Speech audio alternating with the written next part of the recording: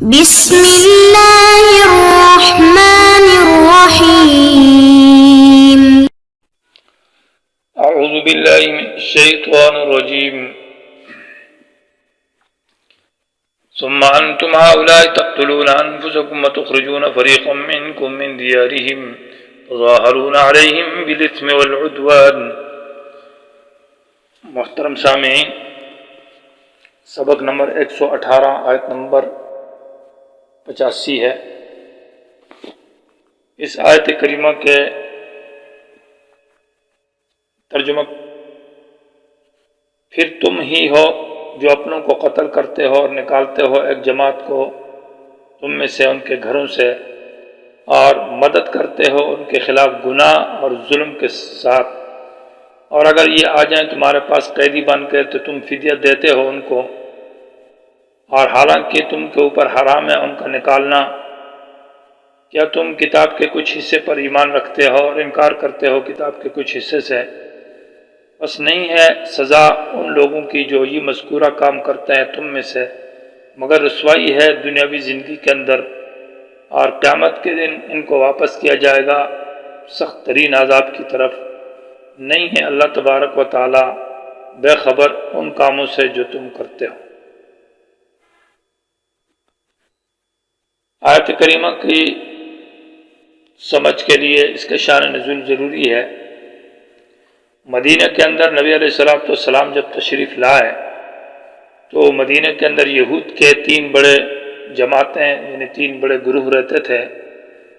ایک کا نام بنو نذیر تھا جو مسجد قباء کے قریب رہتے تھے، بڑے مالدار تھے اور افراد میں بھی زیادہ تھے۔ دوسری طرف مسجد قباء سے تقریباً 15 کلومیٹر کے فاصلے پر بنو قریظہ رہتے تھے، اور یہ جنگجو لوگ تھے اگرچہ افراد میں کم تھے۔ اور تیسری جماعت ان کی بنو قینقاع،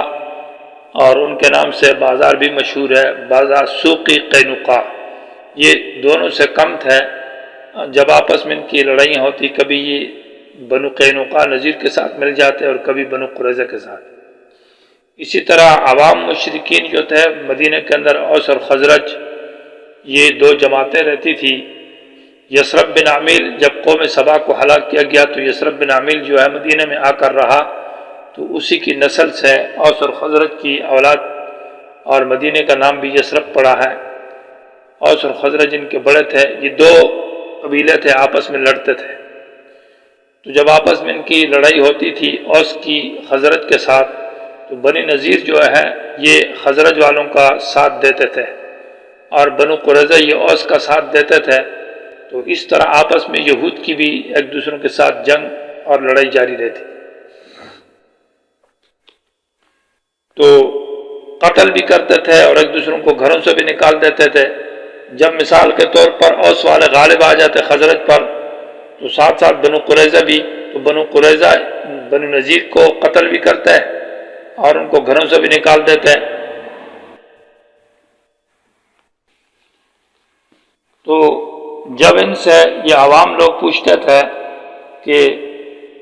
یہ ایسا کرتے تھے کہ جب کہ بنو نذیر والوں کا بنو قریظہ کا آدمی گرفتار کر لیتے، بنو نذیر یعنی خزرج والے اور بنو نذیر مل کر، تو بنو نذیر آپس میں چندہ جمع کرتے اور کہتے ہیں کہ اس قیدی کو چھڑانا ہے، تو جو کہ بنو قریظہ کا آدمی جو ان کا مخالف آدمی ہے، تو چندہ جمع کر کے اس کو رہا کر دیتے تھے، اپنے ساتھیوں سے منت جاری کر کے جو ان کے خزرج والے ان کے ساتھی تھے۔ وہ عوام ان سے پوچھتی تھی کہ آپ تو قتل میں ہمارے ساتھ شریک رہتے ہیں اور اخراج میں بھی شریک رہتے ہیں، نکالنے میں،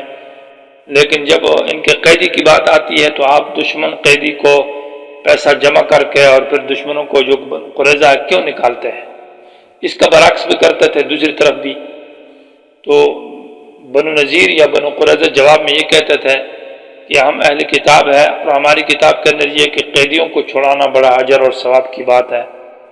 تو یہ بات اس طرح کرتے تھے۔ پھر ان سے جب پوچھتے تھے کہ قتل اور مطلب اخراج بھی تو آپ کے ہاں منع ہے تورات کے اندر آپ کے مذہب میں،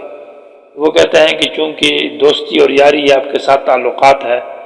پارٹی اور جماعت ہے، تو پارٹی اور جماعت کی وجہ سے پھر ہم ان باتوں کو مجبور ہوتے ہیں کہ جنگ نہ کریں تو پھر ہماری توہین ہوتی ہے، اور ان کا اخراج نہ کیا جائے۔ اصل بات یہ ہے کہ یہ چندے والی بات یعنی فدیہ والی بات اس لیے لی تھی کہ مثال طور پر قیدی کا فدیہ جرمانہ وہ ہے 10,000 روپے، تو یہ چندہ کرتے 1,00,000 روپے، تو 10,000 ان کو دے دیتے، 1,00,000 آپس میں کھا لیتے۔ اصل بات یہ ہے کہ دنیا اور پیسے کی خاطر یہ چندہ کرتے اور یہ کام کرتے تھے۔ انہی آیات کے اندر ان قتل کے اوپر، اخراج کے اوپر اور فدیہ دینے کی جو رسم ہے ان کے اوپر رد کیا جا رہا ہے کہ کتاب کے کچھ حصے پر آپ کا ایمان ہے اور کچھ حصے پر نہیں ہے۔ جو لوگ آدھا اسلام پر ایمان کرتے اور آدھے پر نہیں ہیں، یہ دنیا میں ذلیل رہیں گے، آخرت میں ان کو سخت ترین سزا دی جائے گی، اور اللہ تعالیٰ بے خبر نہیں ہے۔ اللہ کو ان کا ہر جرم معلوم ہے، جو بھی گناہ کرتے ہیں اس کی سزا ملے گی۔ جیسے سورہ اسی بقرہ کے اندر ادخلوا فی السلم کافہ، اسلام میں پورے داخل ہو جاؤ، یہ نہیں کہ آدھا اسلام ہے اور آدھا اسلام نہیں، آدھا کچھ اور ہے، تو اسی کا ذکر ہے۔ ثم انتم، پھر تم ہی یعنی یہ گھٹیا لوگ ہو، تم بڑے ذلیل ہو، تقتلون انفسکم، کہ اپنوں کو قتل کرتے ہو، اور وتخرجون فریقا، اور نکالتے ہو ایک جماعت کو، منکم، جو تمہارے اندر ہے، یعنی تم اہل کتاب میں سے، من دیارہم، ان کے گھروں سے، تظاہرون، تم مدد کرتے ہو ان کے خلاف گناہ اور ظلم کے ساتھ۔ یہ تظاہرون زہر سے مشتق ہے، اور زہر پیٹھ کو کہتے ہیں، تو مطلب یہ ہے کہ مصیبت میں جس کے ساتھ پیٹھ دی جائے یعنی اس کے ساتھ دیا جائے، تو لوگ کہتے ہیں نا اس کی ہم نے پش کے ساتھ پش لگائی، میں نے اس کی مدد کی، تعاون کیا، تو ان کے خلاف مدد کرتے تھے بالاسم، گناہ کرنے کے ساتھ۔ اسم کا معنی ہے وہ کام جس کو عقل سلیم برا سمجھے اور جو عقلاً برا اور قبیح ہو۔ عدوان ظلم کو کہتے ہیں۔ اسم کا مصداق یہاں پر اسم سے مراد ہے حقوق اللہ ہے، اور والعدوان سے مراد حقوق العباد ہے، کہ اللہ کے حق میں بھی تم ظلم زیادتی کرتے تھے اور بندوں کے حقوق میں بھی۔ یا اسم سے مراد فسق و فجور ہے، اور عدوان سے مراد بدعت ہے، شرکیات مراد ہے۔ یا یہ ہے کہ اسم سے مراد ماقبل کی آیت میں جو اوامر ذکر کیے ہیں ان کے خلاف چلنا، کہ بالوالدین احسانہ کہا تھا، اقیموا الصلاۃ آتوا الزکوٰۃ قولوا للناس حسنا، ان اوامر کے خلاف کرنا جو اللہ کے حقوق ہے یہ اسم ہے۔ اور عدوان ظلم یہ ہے کہ یہ قتل کرنا، لوگوں کو گھروں سے نکالنا اور ظلم زیادتی جو ہے یہ ہے۔ تو تظاہرون علیہم بالاسم والعدوان، تم ان کے خلاف مدد کرتے ہو گناہ کرنے کے ساتھ اور ظلم کرنے کے ساتھ، دوسروں پر ظلم کرتے ہو، اللہ کا حق بھی توڑتے ہو جو کہ شرک اور کفریات اور بدعات ہے، اور مخلوق کے ساتھ بھی ظلم اور زیادتی کرتے ہو۔ سورہ مائدہ کی آیت میں ہے تعاونوا علی الاثم ولا تعاونوا علی الاثم والعدوان، وہاں اعلیٰ کا لفظ ہے اور یہاں با کا ہے۔ اس کا فرق یہ ہے کہ جب آدمی گناہ کرنے میں اور ظلم کرنے میں دوسرے کے ساتھ خود شریک و اسباب بھی دیا اور خود شریک بھی ہو، تو یہاں با لگایا جو کہ مسابقت پر دال ہے، اور وہاں اعلیٰ کا مطلب یہ ہوگا کہ خود شریک نہیں ہے، صرف اسباب اور چند دیتا ہے، اس لیے یہ دونوں میں فرق ہے۔ قرآن کے ہر لفظ کے اندر فصاحت و بلاغت رکھی ہے۔ وہی آتوکم، اگر یہ آ جائے تمہارے پاس اسارا قیدی بن کر، اسارا جمع اسرا کی اور اسرا جمع اسیر کی ہے، یہ جمع الجمع ہے، قیدی بن کر آ جائیں تمہارے پاس، یعنی بنو نذیر کے پاس بنو قریظہ آ جائیں یا بنو قریظہ کے پاس بنو نذیر آ جائے برعکس، تو تفادوہم مانا فدیہ دینا مراد ہے، لینا مراد نہیں، یہاں تفادوہم تم فدیہ دیتے ہو ان کو، کن کو؟ یعنی یہ جو تمہارے حلیف مانا بنو نذیر جو ہے یہ فدیہ دیتے تھے خزرج والوں کو، وہ ان کے اپنے ساتھی تھے، ان کو فدیہ دے کر ان سے وہ قیدی چھڑا لیتے تھے جو کہ بنو قریظہ والا تھا۔ اسی طرح بنو قریظہ کے پاس جب قیدی بنو نذیر بن کر چلتے تھے تو تفادوہم تم یعنی بنو قریظہ فدیہ دیتے تھے ہم اس اوس والوں کو جو ان کے اپنے ساتھی تھے، اور ان سے وہ بنو نذیر کا قیدی چھڑا لیتے تھے۔ وہ ضمیر شان ہے یا وہ ضمیر کا مرجع اخراجہم ہے، حالانکہ حرام کر دیا گیا تم پر اخراجہم، ان کا اخراج، یعنی مطلب یہ ہے کہ فدیہ دینا یہ تو اس پر عمل کرتے ہو تو اخراج بھی تو حرام ہے، یہ کام بھی نہ کرو، یعنی ترک فدیہ نہ دینا حرام ہے تو اخراج بھی تو حرام ہے۔ تو یہ مزید قباحت کے لیے ذکر کیا ہے کہ تمہارے اندر کیسی قباحت ہے کہ آدھے پر ایمان ہے اور آدھے پر نہیں ہے، اور حالانکہ حرام کر دیا گیا ہے تم کو پر اخراجہم، ان کا اخراج، تو صرف اخراج کا ذکر کیا، حالانکہ ظاہر خلاف مدد کرنا یا قتل کرنا وہ بھی تو حرام ہے۔ تو جواب یہ ہے کہ اکتفا کسی ایک پر ذکر کیا اور باقی اس کے اندر داخل ہے، اخراج حرام ہے تو مطلب قتل بھی حرام ہے، باقیوں کو اس کے ضمناً اس میں داخل ہے۔ افتؤمنون، یہ مزید قباحت ہے کہ تم ایمان رکھتے ہو ببعض الکتاب، کتاب کے کچھ حصے پر، اور وہ یہ ہے کہ فدیہ دیتے ہو، وتکفرون، اور انکار کرتے ہو ببعض کتاب کے کچھ حصے سے جو کہ قتل ہے اور مطلب دوسروں کے خلاف مدد کرنا ہے۔ یہاں کیوں اس بات کو کہا کہ ان کے جو اوامر سے انکار ہے اور ترک عمل ہے، اس کو ایمان کہا بعض کو اور بعض کو کفر کیوں کہا، حالانکہ کفر تو نہیں ہے؟ تو اس کا جواب یہ ہے کہ اصل میں انہوں نے جو میثاق اللہ تعالیٰ نے ان سے میثاق اور عہد لیا تھا، اس طرح سے اس کو مانتے ہی نہیں تھے، اس کا انکار کر دیا۔ جب انکار کر دیا تو کافر ہو گئے۔ یا معنی یہ ہے کہ اطلاق، علامہ ابن قیم رحم اللہ فرماتے ہیں کہ ایمان کا اطلاق اعمال کے اوپر ہوتا ہے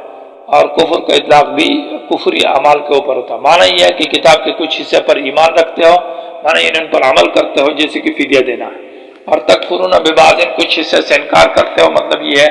کہ ان پر عمل نہ کرنا۔ تو کفر دون کفر مراد ہے، ایمان اور کفر سے اعمال مراد ہے۔ فما جزاء مما نافیہ، اور جزا معنی بدلے کو کہا جاتا ہے، برا ہو یا اچھا ہو، لیکن یہاں برا بدلہ مراد ہے، شر مراد ہے۔ من یفعل ذلک کا اس میں اشارہ ما قبل میں یہ جو اوامر تھے ان سے انکار ہے اور نواہی کے اوپر عمل کرنا ہے، تولی ہے اعراض کرنا، اور نقض العہد، وعدے کو توڑنا ہے۔ فما جزاء، پس نہیں ہے سزا، من اس آدمی کی یفعل جو کرے ذالک یہ مذکورہ کام، یعنی نقض العہد اور تولی کرے، منکم تم میں سے، الا خزی، مگر رسوائی ہے، فی الحیات الدنیا، دنیاوی زندگی میں۔ اور رسوائی سے مراد ایسی سزا ہے جس سے انسان شرمندہ ہو جاتا ہے، ذلیل ہو جاتا ہے، ایسی مصیبت میں گرفتار ہو جو سب کے سامنے ہو اور انسان ذلیل رہے۔ اور ایسا ہی ہوا کہ بنو نذیر کو مدینے سے جلال وطن کر دیا گیا اور بعد میں خیبر سے بھی نکالا گیا، جبکہ بنو قریظہ کو غزوہ احزاب کے بعد یعنی غزوہ خندق کے بعد ان کے نوجوانوں کو 600 سے لے کر 900 تک کا درمیان قتل کر دیے گئے، اور ان کے بچے اور عورتوں کو 3 حصے میں تقسیم کر کے کچھ مصر کی منڈی میں اسلام کی عظمت، اسلام کے اسلحے کے لیے بیچ دیا گیا، کچھ کو ایران میں اور کچھ کو شام اور یمن اور مدائن کے شہروں کے اندر، تو ذلیل ہوئے یہ۔ اور بعد میں حضرت عمر رضی اللہ تعالیٰ عنہ کے دور میں ان کے اوپر ٹیکس اور جزیہ مقرر کر دیے گئے۔ تو دنیاوی زندگی میں ذلت ہے۔ ویوم القیامت، اور قیامت کے دن یردون، ان کو لٹایا جائے گا الی اشد العذاب، سخت ترین عذاب کی طرف، یعنی اشد العذاب سے مراد یہ ہے کہ دنیا کے اعتبار سے قیامت کا عذاب اشد ہے، شدید ہے، سخت ترین ہے۔ یردون یسیرون، یسارون کے معنی میں ان کو لٹایا جائے گا۔ اور یہ مزید زجر ہے، وما اللہ، نہیں اللہ تعالیٰ بغافل، بے خبر، اما تعملون، جو تم عمل کرتے ہیں، وہ بھی برائی کرتے ہو، اس برائی کے اللہ سزا دے گا۔ اولئکہ، یہ اس خطاب کا تتمہ ہے، بالتخفیف ہے، زجر اور بالتخفیف ہے، ایک بات پر زجر ہے، اور اس کا مقصد یہ ہے کہ ما قبل میں انہوں نے یہ اوامر سے انکار جو کیا ہے اور اللہ کے وعدے کو توڑا ہے، اللہ کے احکام کو توڑا ہے، اس کی وجہ اور سبب کیا ہے، تو اس سبب کا بیان ہے، اور وہ سبب یہ ہے کہ دنیا پرستی، دنیا کی جاہ اور دنیا کے پیچھے، جس کی وجہ سے اللہ کے احکام کو توڑ دیا۔ یہی لوگ ہیں اشتروا الحیات الدنیا، جنہوں نے پسند کیا دنیاوی زندگی کو آخرت کے بدلے میں با تقابل کے لیے، فلا یخفف، نہ ہلکا کیا جائے گا ان سے، العذاب، وہ عذاب مقرر، العذاب میں الف لام عاد خارجی کا ہے، جو مقرر عذاب ہے وہ اس میں تخفیف نہیں ہوگی۔ یہ مطلب نہیں ہے کہ آخرت میں اخف عذاب یعنی ہلکا عذاب کسی کو ملے گا نہیں۔ ابو طالب کو تو ہلکا عذاب ہے، اور وہ یہ کہ صرف پاؤں تک ان کے جو ہے نا آگ میں ہوگا، اور جس سے اس کے دماغ میں کھوپڑی میں اس کی مغز جو ہے نا وہ جوش مارے گی۔ وَلَا هُمْ يُنصَرُونَ، ان کی مدد کی جائے گی نہ اللہ کی طرف سے، نہ فرشتوں کی طرف سے، نہ ان کے معبود